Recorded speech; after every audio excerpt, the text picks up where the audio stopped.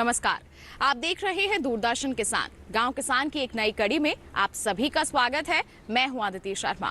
हमारे इस कार्यक्रम के जरिए हम क्या करते हैं, खेती किसानी और पशुपालन से जुड़ी अहम जानकारियां आप तक पहुंचाते हैं, साथ ही मुलाकात करवाते हैं एक सफल किसान से। आज के हमारे इस कार्यक्रम में ऐसा ही हम कुछ करने वाले हैं। तो फिर आइए आज के अंक की शुरुआत करते हैं।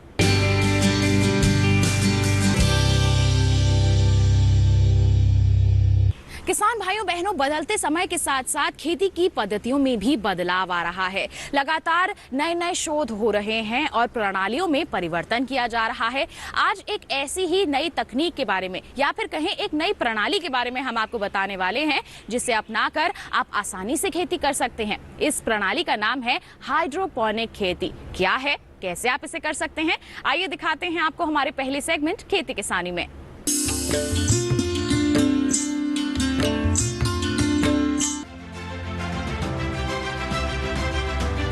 एक समय था जब हर घर का आंगन हरा भरा हुआ करता था। उसमें मौसम के अनुसार सब्जियां उगाई जाती थी, जो रोजमर्रा की जरूरतों को कम ही सही लेकिन पूरा तो करती थी। धीरे धीरे समय बदला और घर माले में बट गए और यहाँ से बगिया का कॉन्सेप्ट ही बदल गया।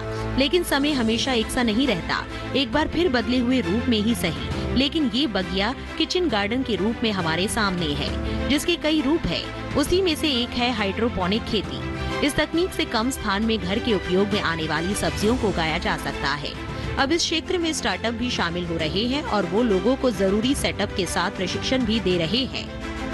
हमारी जो कंपनी है इसकी शुरुआत 2018 में की गई है इसके इनिशिएटर द्वारा मिस्टर आदित्य भल्ला, जो कि कनाडा में अपनी बीटेक की स्टडी करते थे। वहाँ से वापस आने के बाद उन्होंने इस बिज़नेस को शुरुआत किया। मेजरली उनका पॉइंट ये था कि जब वो कनाडा में अपनी स्टडीज़ कर रहे थे तो वहाँ पे उन्होंने देखा कि कैसे हाइड्रोपोनिकली वहाँ पे सब्जियाँ उगाई जाती हैं।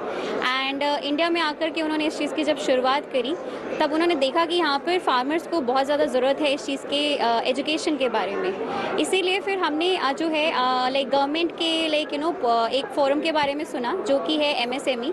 हमने वहाँ पर अपनी कंपनी को रजिस्टर किया, जिससे हम लोग चाहते थे कि गवर्नमेंट भी इसके अंदर हमारा बराबर सहयोग करे। एंड इसी के थ्रू हम लोग अब धीरे धीरे आगे बढ़ते जा रहे हैं। हमारी कंपनी एक स्टार्टअप इंडिया सर्टिफाइड कंपनी भी है। एंड पहले हमारा जो मोटो था वो ये था कि हम अर्बन सॉल्यूशंस प्रोवाइड करना चाहते हैं लोगों को। बट धीरे अब हम लोग जो फोकस करते जा रहे हैं वो फोकस है फार्मर्स के ऊपर, फार्मर्स की नीड के ऊपर, कि कैसे उनको हम लोग हाइड्रोपोनिकली इस चीज़ की ट्रेनिंग दे सकते हैं। एंड अभी उसके ऊपर ही हम लोग काम कर रहे हैं। आप ये जो सेटअप देख रहे हैं ये एक हमारा होम किट है, जो कि इजीली DIY किट है। आप आराम से इसे अपने पास ऑर्डर कर सकते हैं, घर पर ही आसानी से इंस्टॉल कर सकते हैं। एंड इसको जो है आप जो भी चाहें अपने पत्तेदार सब्जियां हैं, आपकी वाइनिंग क्रॉप्स आती हैं या फ्रूट्स आते हैं, आप उसको ईजिली ग्रो कर सकते हैं। ठीक है। सबसे ज़्यादा बेटर बेस्ट जो चीज़ है हमारे हाइड्रोपोनिक चीज़ के बारे में वो ये है कि कम पानी। एंड जो मेजर समस्या है यहाँ पर किसान की हमारे भारत के अंदर, कि पानी की कमी की वजह से बहुत फसलें ख़राब होती हैं। हाइड्रोपोनिकली आप उसको बिल्कुल सॉल्व कर सकते हैं, क्योंकि पानी आप कम यूज़ करेंगे एंड दूसरा जगह कम ज़रूरत पड़ती है। तो कोई भी इसको आराम से अपने पास इंस्टॉल कर सकता है। एंड इसमें यील्ड जो होता है वो और ज़्यादा ग्रो होता है कंपेरेटिव टू आपके सॉइल के कंपेरिजन के अंदर। हम सभी जानते हैं कि फसल उगाने के लिए सबसे जरूरी होता है मिट्टी या जमीन का होना, लेकिन आधुनिक तकनीकों ने इन सीमाओं के परे काम करना शुरू कर दिया है और उसी का नतीजा है हाइड्रोपोनिक खेती। क्या है और इसे कैसे शुरू करें, आइए समझते हैं। आमतौर पर इसे दो तरह से किया जा सकता है, घोल विधि, माध्यम विधि। घोल विधि में पौधों को बिना खेत में लगाए केवल पानी और पोषक तत्वों की मदद से उगाया जाता है। इस तकनीक में नियंत्रित जलवायु में बिना मिट्टी के पौधे उगाए जाते हैं। वहीं माध्यम विधि में मिट्टी के बजाय नमी बनाए रखने के लिए बालू, धान की भूसी, कोकोपीट और पौधों के अपशिष्ट का इस्तेमाल किया जाता है। इन पद्धतियों में नियंत्रित परिस्थितियों में 15 से 30 डिग्री सेल्सियस तापमान व जरूरी नमी का ध्यान रखा जाता है। इस विधा को मिट्टी रहित खेती या जलीय कृषि भी कह सकते हैं। इसकी सबसे अच्छी बात यह है कि इसमें पर्यावरण से कोई छेड़छाड़ नहीं होती और इन पौधों के लिए कम पानी की जरूरत होती है, जिससे पानी की बचत होना लाजमी है। हालांकि मिट्टी में उगाए जाने वाले पौधों और इस तकनीक से उगाए जाने वाले पौधों की पैदावार में कुछ अंतर जरूर होता है, लेकिन फसल उत्पादन पर बाहरी जैविक और अजैविक कारकों का प्रभाव नहीं पड़ता। इसके अलावा ये भी फायदे हैं। पौधों में बीमारियों की समस्या नहीं रहती। छोटे स्थान में भी कर सकते हैं खेती। पूरे साल हर तरह की फसल मिल जाती है। खरपतवार के उगने की आशंका नहीं होती। पत्तेदार सब्जियों के लिए ये तकनीक काफी कारगर। विदेशी सब्जियां घर में उगाना संभव। व्यावसायिक रूप से इस खेती में अच्छा मुनाफा मिल सकता है। हालांकि ये तकनीक भारत में फिलहाल छोटे रूप में ज्यादा लोकप्रिय है, जबकि विदेशों में इस तकनीक का व्यापक तौर पर इस्तेमाल किया जाता है। हमारे यहाँ पारंपरिक सब्जियों की खेती से हटकर कुछ अलग करने वाले किसान इस तकनीक को अपनाकर अच्छा लाभ ले सकते हैं। साथ ही ये उन स्थानों के लिए बहुत लाभकारी है जहाँ पानी और जमीन की कमी रहती है। ऐसे स्थान में हाइड्रोपोनिक तकनीक का इस्तेमाल कर बढ़िया मुनाफा कमाया जा सकता है। साथ ही किसानों को इस विधा में प्रशिक्षित कर उनकी आय में भी इजाफा किया जा सकता है।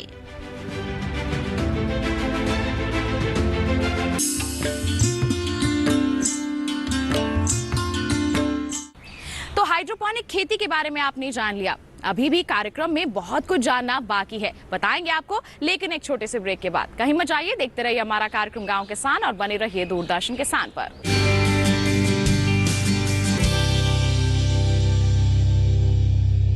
लहलहाती फसल, भरे पूरे खेत खलिहान, हर किसान का बस यही अरमान।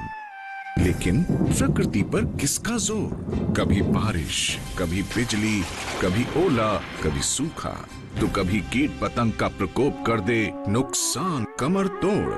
भैया खेती में तो जोखम रहता ही है, अब क्या करें? अब प्रकृति का कोनो उपाय है का? प्रकृति का तो नहीं, मगर नुकसान का उपाय है। अच्छा, हाँ, AIC से फसल बीमा। फसल बीमा? मतलब मामूली सा प्रीमियम दो और बड़ी चिंता से मुक्ति पाओ। अरे वाह! AIC से अपनी जरूरत अनुसार कोई फसल बीमा चुने, जैसे प्रधानमंत्री फसल बीमा योजना। बुआई से लेके कटाई तक प्राकृतिक आपदा से सुरक्षित रहे किसान। भरपाई हो पूरी अगर फसल का हो नुकसान।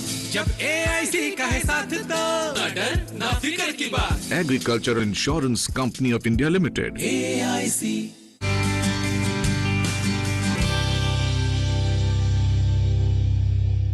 ब्रेक के बाद दूरदर्शन किसान के कार्यक्रम गांव किसान में आप सभी का फिर से स्वागत है। अब कार्यक्रम में वक्त है हमारा पशुधन सेगमेंट का, जिसमें आज हम आपको बताने वाले हैं गिर गाय पालन के बारे में। ये एक देसी गाय है। अगर इसके पालन को आप अपनाते हैं तो आप अपनी आर्थिक स्थिति को मजबूत कर सकते हैं, लेकिन ये संभव तभी होगा जब आप सही समय पर सही तरीके से प्रबंधन करेंगे। तो क्या करना है आपको गिर गाय पालन के दौरान, आइए बताते हैं आपको।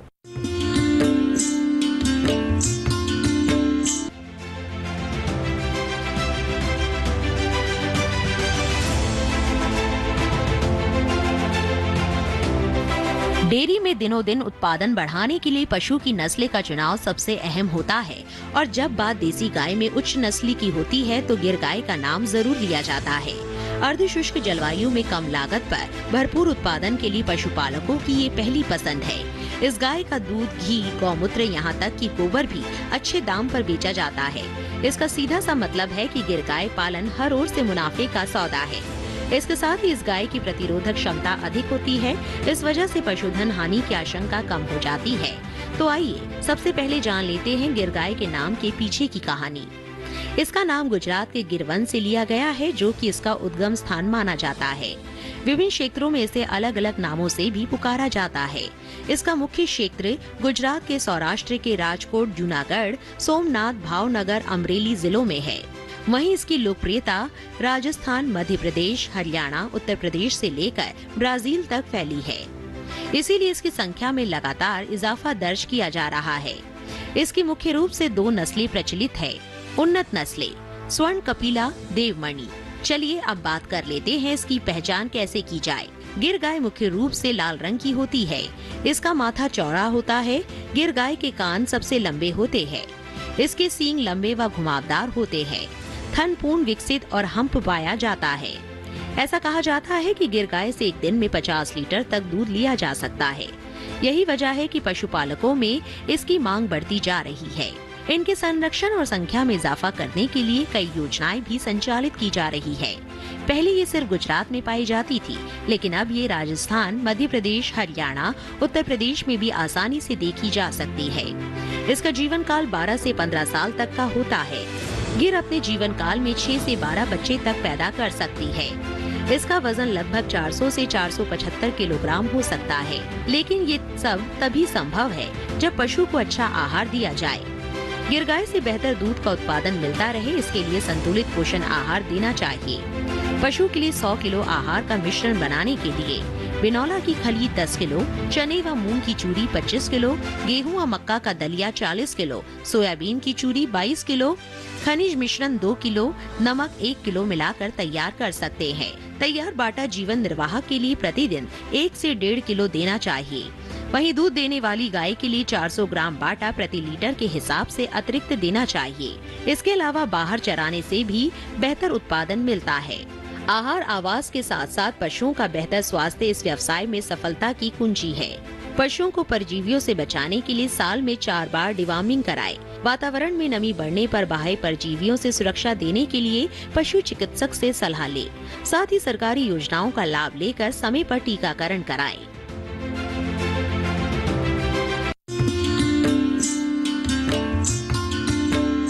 किसान भाइयों बहनों, अब कार्यक्रम में वक्त हो चला है नजर डालने का पशुपालक कैलेंडर पर। तो इस माह में आपको किस तरह के प्रबंधन कार्य करने हैं, आइए जानने के लिए नजर डालें इस माह के पशुपालक कैलेंडर पर।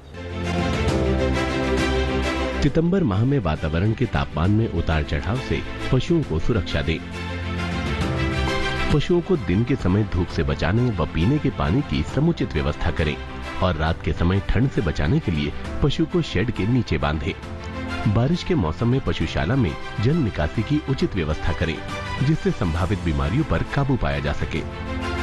इस समय बाड़े की साफ सफाई का विशेष ध्यान रखें। समय समय पर फर्श व दीवारों पर चूने के घोल का छिड़काव करें। बाड़े के आसपास गंदा पानी रुकने न दें, जिससे रक्त परजीवी जैसे थाइलेरिया, ट्रिपेनोसोमा, बवेसिया पर अंकुश लगाया जा सके। ये परजीवी मच्छर, कीट व चिंचड़ के द्वारा फैलते हैं। पशु को परजीवी नाशक दवा का घोल अवश्य पिलाएं। पशु चिकित्सालय में जाकर गोबर की जांच अवश्य करवाएं और मेमनों को इंटेरोटॉक्सिमिया रोग का टीका लगवाएं। नमी जनित रोगों की रोकथाम के साथ साथ गला घोटू और लंगड़ा बुखार के नियंत्रण के लिए पशु को टीके लगवाएं। रोग के लक्षण दिखाई देने पर चिकित्सक से संपर्क करें। इस मौसम में मिलने वाला हरा चारा पशु को सीधे न दें, इससे अफारा हो सकता है। चारा देते समय उसमें सूखा चारा व दाना भी मिलाएं। साथ ही पशु को बाहर चरने न भेजें। इस समय चारे की अधिकता का लाभ उठाएं और हरे चारे से साइलेज बनाएं, जो विपरीत मौसम में काम आएगा।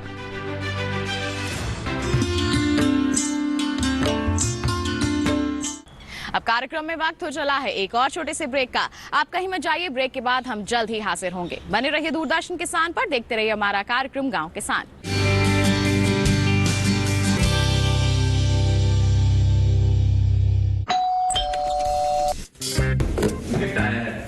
अरे वाह, लेजेंड की बैट। इससे तो मैं खेलूंगा। Future batting legend bat. इसमें जिसका नाम लिखा है बैट उसी को मिलेगी। अरे यार, देखा, अगर इस पे मेरा नाम नहीं लिखा होता तो कितनी दिक्कत हो जाती। इसलिए आरबीआई कहता है बैंक अकाउंट हो या बैंक लॉकर, उसमें नॉमिनी का नाम जरूर दर्ज करें, ताकि आपकी जमा पूंजी उसी को मिले जिसे आपने नामित किया है। आरबीआई कहता है जानकार बनिए, सतर्क रहिए।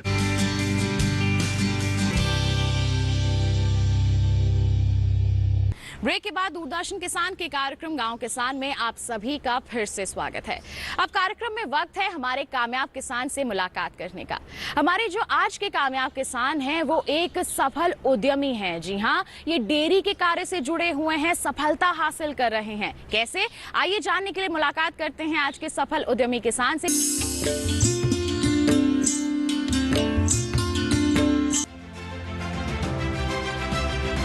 हरियाणा देश का ऐसा राज्य जो उन्नत खेती के लिए तो जाना ही जाता है, साथ ही पशुपालन के लिए भी जाना जाता है।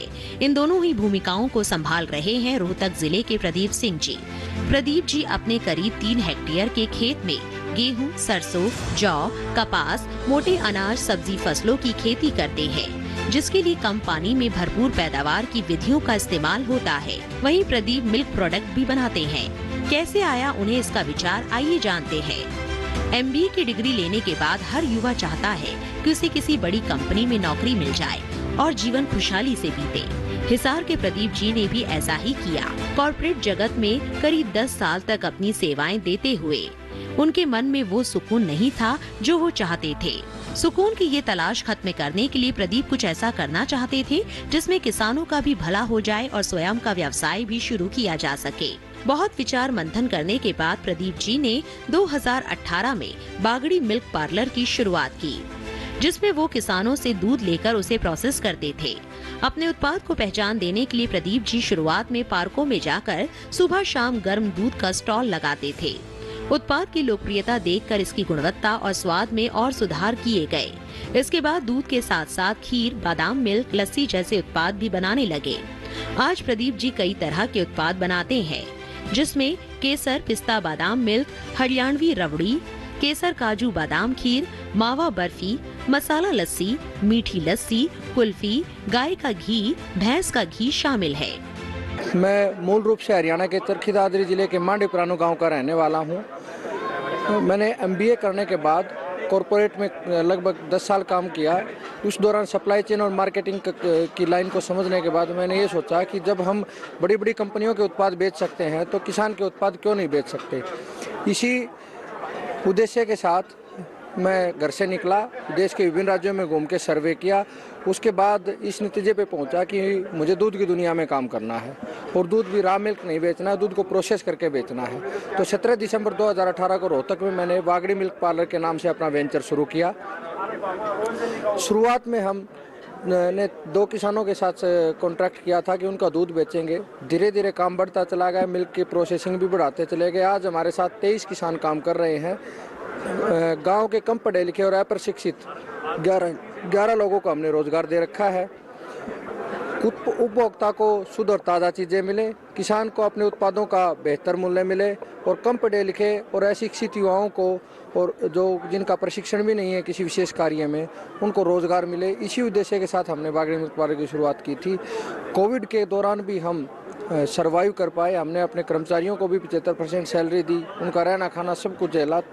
ये क्योंकि हम उनको सिर्फ कर्मचारी नहीं मानते और जो किसान हमारे साथ काम कर रहे थे वो दूध का क्या करें, हमने उनसे घी बनवाया कि घी का क्या प्रयोग करें। घी से फिर हम अन्य चीज़ें, मावा बर्फी, बेसन के लड्डू, जलेबी, ये चीज़ें बनाने लगे।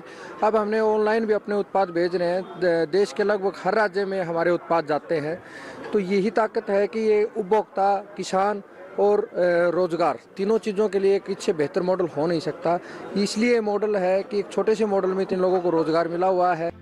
और आज उनका ये व्यवसाय लाखों लोगों तक, देश के अलग अलग हिस्सों तक पहुंच चुका है, जिसमें उन्होंने करीब 11 लोगों को रोजगार भी दे रखा है। वो बताते हैं कि शुरुआत में उनके इस काम में केवल 2 किसान जुड़े हुए थे, जो वर्तमान में 23 हो चुके हैं। प्रदीप जी के इस काम के पीछे सबसे बड़ा उद्देश्य किसानों को लाभ पहुंचाना है।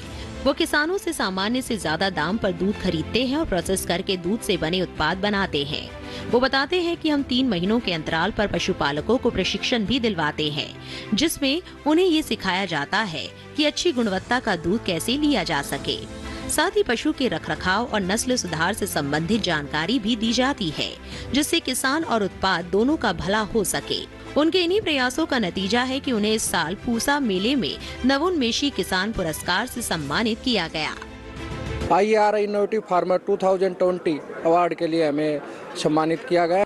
हर साल हम पूसा कृषि मेले में स्टॉल लगाते हैं और हमारे उपभोक्ता प्रोडक्ट्स की क्वालिटी का ये आलम है कि इस हर रोज़ 12 से 1 बजे तक हमारे प्रोडक्ट्स हैं वो ख़त्म हो जाते हैं। तो मैं यही कहना चाहूँगा बाकी किसान साथियों को भी कि एक ऐसा मॉडल आधारित करें जिसमें उपभोक्ताओं को अपने मूल्यों का, उपभोक्ताओं को शुद्ध ताज़ा चीज़ें मिलें, किसानों को अपने उत्पादों का बेहतर मिले और कम पढ़े लिखे लोगों को रोज़गार मिले। इससे बेहतर क्या मॉडल हो सकता है।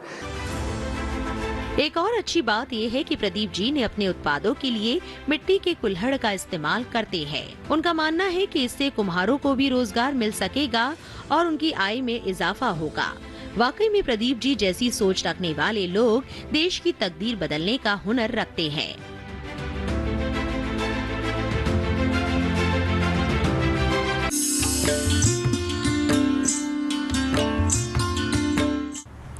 तो ये था हमारा आज का कार्यक्रम गांव किसान। हम उम्मीद करते हैं आज के कार्यक्रम में दी गई जानकारियां आपके लिए जरूर लाभकारी साबित होंगी। एक विशेष जानकारी भी आपको दे दें कि आप कार्यक्रम दोबारा देख सकते हैं YouTube चैनल के जरिए। QR कोड आपको दिखाया जा रहा है, आप इसे स्कैन कर लीजिए, सीधा पहुंच जाएंगे हमारे YouTube चैनल पर और तमाम जानकारियां आप हासिल कर सकते हैं। तो इसी के साथ हमें दीजिए इजाजत। आप बने रहिए दूरदर्शन किसान पर। नमस्कार।